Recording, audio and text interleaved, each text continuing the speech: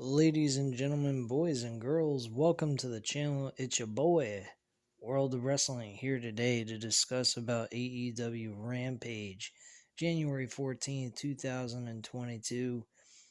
This was actually a pretty decent episode of Rampage. Good matches made up for this past Wednesday's Dynamite that didn't exactly have the best of matches. Like I said this past Wednesday, if they would have had a really based with the storyline progressions they had going on, plus the matches, it would have been an excellent show.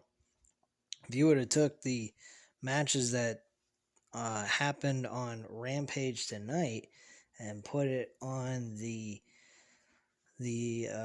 Dynamite episode that took place this past Wednesday, you would have had a very, very solid show, but unfortunately, that was not the case. Now, I'm not going to shit all over it or keep bitching about it. I just was a bit surprised that the quality of matches were not exactly as good um, as they usually are.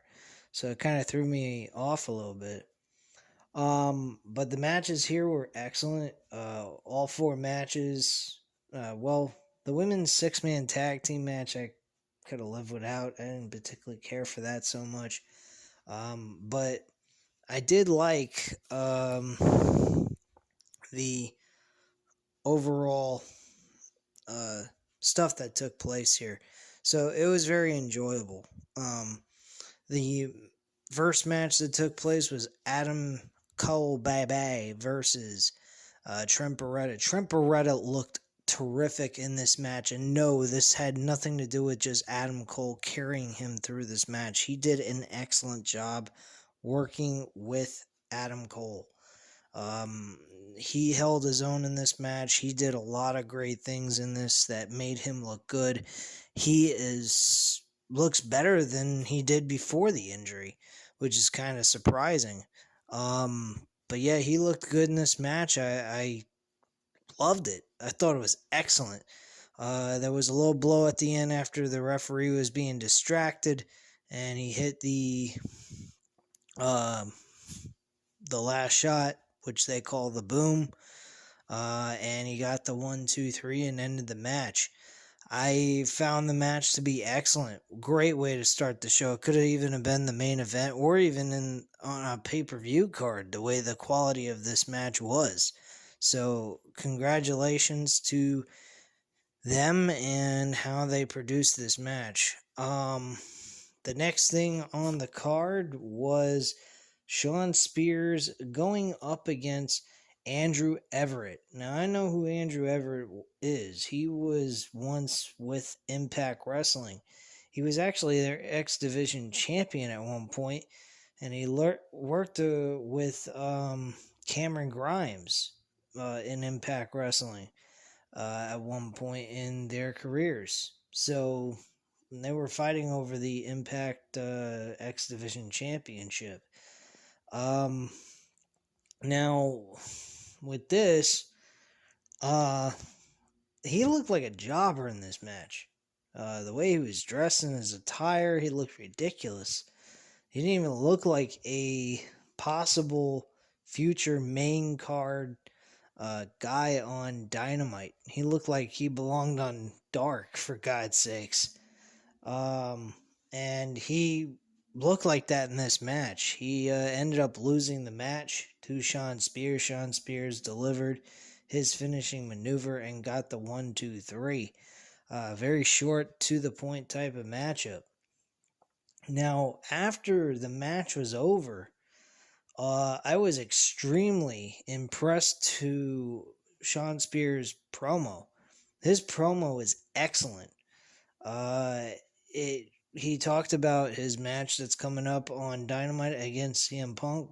Probably one of the biggest matches of Shawn Spears' career outside of the match he had with Cody Rhodes in 2019 at All Out. But other than that, Shawn Spears has not had a super big match at all.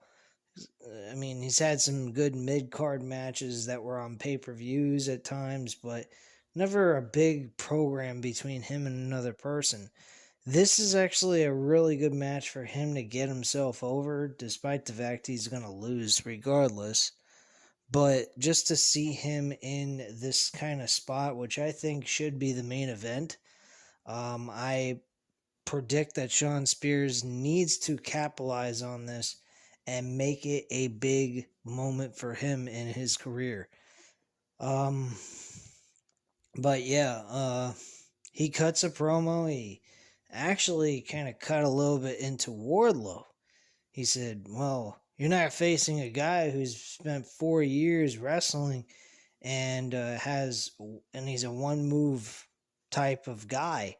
And Wardlow's in the background, and the camera can actually see him. You can see him in the background with the camera positioned on Shawn Spears, and over Shawn Spears' shoulder, you can see Wardlow's facial reaction. He was not happy with the comment he said, which I found very interesting. This whole storyline may be possibly secretly built around Wardlow going out on his own and becoming a mega star. This may not be MJF's time to become the world champion. They may be focusing on trying to get Wardlow to become a mega star, or get on his own at first and then become a mega star later on in his career. And personally, I truly think they better do that, because they got WWE out in the wings waiting for his contract to come up. I've heard reports that WWE is interested in this guy. They could offer him a decent amount of money that he would gladly take. Not that they would give him any major push in the company where he would have successful storylines, but they would treat him like a top-notch guy on their show. So, I mean, he could possibly get that kind of treatment from WWE, but that all depends. Personally, I think that he'd be making a huge career mistake for himself going to WWE. I think AEW has the best interest in him. I think the storyline is proving that after what happened with him and CM Punk. I know I said that I didn't like the fact that he beat CM Punk's ass and then lost by a roll of pinfall. And still to this point, I feel that way. I really don't like what they did. I think that was ridiculous. It should have been an even fight somewhat. You know, CM Punk just working on a limb on Wardlow, and us getting him just doing that instead. And that way it would be believable to do a roll-up pinfall. But at the end of the day, Wardlow should have had the advantage over CM Punk, but not like the way they did, 9 power bombs and then he just gets rolled up for a pinfall and that's it. I mean, that's a little ridiculous. So I didn't particularly like that. But they're capitalizing on something I thought was negative and turning it into a positive. So I do appreciate that by AEW creatively. So Shawn Spears wins, and he cuts a good promo, and we should see something out of this match between these two that I think we'll all be happy with. I don't think this match is going to be shit at all. The other thing is they did a Thunder Rosa promo on this show as well, talking about her and Mercedes Martinez, which should be a good matchup between these two. I would put it on the pay-per-view possibly. I think that it would be noteworthy to put on pay-per-view. Jay Lethal cut a promo on Ricky Starks while he was on the commentary booth, and they are building on that storyline. I appreciate that. Ricky Starks and Jay Lethal excellent idea to put these two together. Jay Lethal getting off the grind and actually doing something that means something on this show instead of being on fucking Dark with Sonny Kiss, from what I've heard from JD from New York 206. I don't watch Dark, but his friend Jesse, who does the reviews with him, said that he's been working with Sonny Kiss the whole entire time while he's been on Dark, and I think that's absolutely fucking dreadful. But yeah, he is finally being placed in a meaningful storyline over somewhat of a BS championship. I wouldn't care for this title worth a damn, and he even admits that. He says the title ain't even acknowledges a world championship, but since it means so much to you, I'm interested in beating you for it. So that's pretty much what he had to say to him on that. Ricky Starks got pissed, and I'll tell you what, Ricky Starks and Hook are the two best guys coming out of Team Taz right now. They both are being utilized correctly. Hook is slowly but surely getting the matches he needs to get himself over. And Ricky Starks is continuing to look like a megastar in the making. So I'm looking forward to him possibly down the line, maybe winning the TNT Championship. Scorpio Sky cut a promo as well. He was talking about how he wants to be the next one in line after they decide what they're going to do to crown the official TNT champion, to get all that resolved. He wants the next shot after that. So that was pretty much that promo. Nothing special, but not a bad promo at all. Let me think here. We also got a 6-woman tag team matchup. We had the Bunny, Penelope Ford, and Nyla Rose up against Leela Hirsch, Red Velvet, and Chris Statlander, which wasn't much of anything. Didn't particularly care for this match too much. Wasn't really paying attention. It wasn't a terrible match. Just wasn't a match I was really interested in. So that was pretty much that. But Leela Hirsch ends up losing the match. Not screwing her partners out of the match. She just wanted to get in and earn the win for her team. But unfortunately, she got pinned for that. So she ended up costing her team a possible win in this match. That's pretty much that. Leela Hirsch's role as a heel has not been going over very well, in my opinion.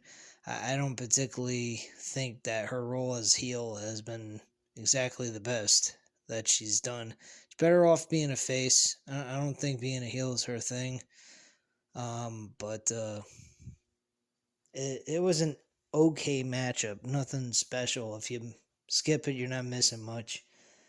And then the main event, I forgot one other thing. The Acclaim. They cut a promo. This is just fucking unbelievable. They cut a promo that was unbelievable. It was a music video making fun of Darby Allin and Sting.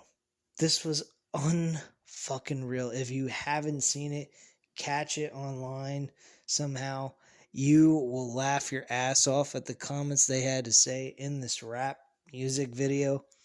It makes John Morrison, the Miz's rap music video, fucking a joke, really. I mean, they have no no way in hell come close to the type of rap song that the Acclaim did. Bottom line. And I'll be honest with you, the Acclaim can do better raps than fucking any modern day rapper. And that's pretty sad because they're doing that for a living. They're professionals. These guys are pro wrestlers. And they just do that as a side thing, and they sound better than a modern day rapper. That's pretty fucking pathetic. But anyway, let's move on to the main event, and then we'll close up the video here. The last match and main event was the tag team titles. This was Jurassic Express with Jungle Boy and Luchasaurus versus John Silver and Reynolds. I think his first name is Alex, so it's Alex Reynolds.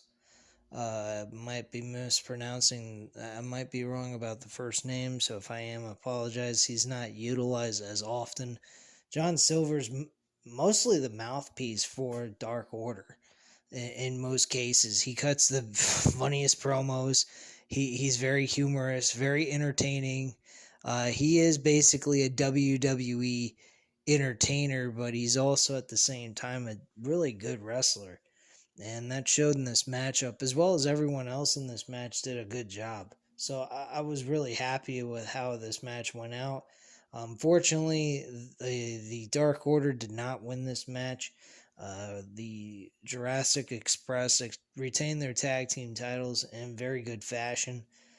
Crowd was highly interested in it, though the crowd was very, very limited. I don't think there was a lot of people there. If you could tell, the lights were a lot darker than normal. And I know this is the same crowd that was there for the Dynamite episode that we were watching on Wednesday, so I understand that. But yeah, there was not a lot of people at Dynamite, and you can really tell that with the lighting. The lighting usually tells you whether or not there's a lot of people there or not. And the darker it is, the worse the crowd capacity is. And I don't think they had a lot of people show up. I don't know why they didn't show up. Maybe people are hurting in North Carolina with money and they just didn't have the money to purchase a ticket. Or people are not interested in what AEW has to offer, which is kind of really weird. I don't know why anybody would care what WWE has to offer. They're not offering anything. I mean, we're looking at Roman Reigns and Seth Rollins for SmackDown's World Championship match. Two guys that have already been established. They fought each other a million times. They both worked in the Shield 7 years ago. And yet we're still going back to that shit. So, I have no idea. Actually, 8 years ago. I mean, I have no idea. These guys have been together for a very long time and have worked together in multiple matches and everything else. So, I don't know. I really don't. I find the company that they work for to be retarded. So, whatever, man. I just don't get it. But, personally, this Rampage episode was good. Very fun. Good storyline progressions as well. The Acclaim will be facing Sting and Darby Allin. I thought maybe this match could have been saved for a pay-per-view, but they're going to go with this on Dynamite, and that's totally fine, I guess. This should be a lot of fun to watch, at least.